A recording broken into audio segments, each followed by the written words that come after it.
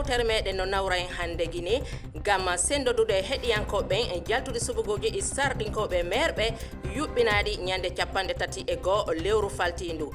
lumtiyankoɓe mawɓe guine selludalen diallo hoorejo fedde dawro UFDG e hoorejo kiɗɗo leydi Alpha Condé mo laamu mum liɓa e hitande 2021 wonnuɓe ɓe ɗiɗo noon caggal leydi tawaka kadi e ɗe woote jaltudi arani subugoji ɗin no okki e fedde laamu yankore nden polgu mawgu GMD e dañi kewal député ɓe to suuɗu sarɗinkoru wondude e maire ɓe pelle lumdiyankoje ɗiɗi Frondek e bloc libéral kala e maɓɓe ko jullere wote tan dañi e nder julle 147 to suuɗu sarɗinkoru ko honno hare taskor on kañum ɗi subugoji yuɓɓinaɗi guine heɗiyankojo no falno andude sa ƴetti wano 100 mo fala andude hare ko wano jeloni ko noti e kañum wote ɗen ɓaari sa daari tigi tigi limorede kañum ardi fedde e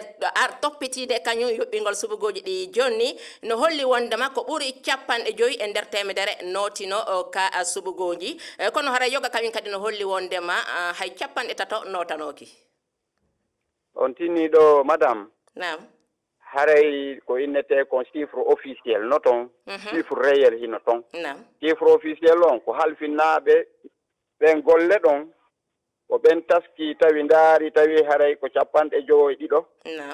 ari présenti kono noon haray wona menen observateur indépendant haray yahaynoɓe ndaara ka bureau ji tigi tigi on a yiya bureau ji ɗon hara ko yimɓe 10 goti ñallal ngal fof bureau ji gon ton ko 10 jo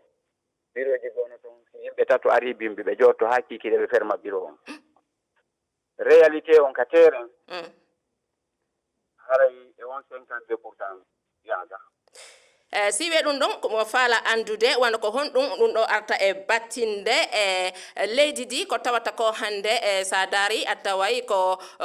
GMD on dañi i keewal e kañum ɗi subugoji ɗe gandi ɓe heɓay e député ɓe ɗuuɗuɓe fayde ko député ɓe maɓɓe tun wonata ka suudu sarɗinkoru nde tawi sa yi wano kañum nde fedde e Frondek e bloc libéral fedde kala ko jullere wotere tan woni ko dañi mo faala andude ko wano honɗum ɗum ɗon arta e battinde e ardigu leydi di to suudu sarɗinkoru on tinni haray wona assemblée on e régime démocratique haray ko ɗon sariyaji leydi ndin votete ko ɓen ɗon kadi haray halfina ƴeewugol ko honɗum gouvernement woni gollande population o ko ndun suudu kadi halfina andugol sariyaji waɗa ɗin e pehe ƴetta ɗen est ce que ɗe waɗirama no duwirano si tawi noon woni o assemblée lagine ɗo woni 98,90% ko woni fedde wotere haray woni ko ɓeynata kon chambre d'enregistrement haray ko ari wo feƴƴay wari wo feƴƴay boni moƴƴi feƴƴay ɓurno e moƴƴude koyo taw hara si hayɓe heɓay majorité koyo taw hara au moins opposition no mari 20% ma 30% par ce que ɓen ɗon hay si tawi woni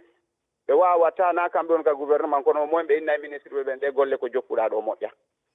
ɗeɗo corrige ɗeɗo o sariya ɗo moƴƴa ma ɗum o sariya men votimo alaka ɗum mannede kono no woniri ni lagine fewdo ɗo ni fayda tigui tigui haaray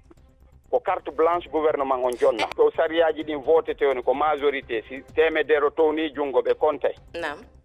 ko homɓe ɓuuri townude ko homɓe ɓuuri townade andi si yariri ngal banggal ɗon sariya ɗo feƴƴay boni moƴƴi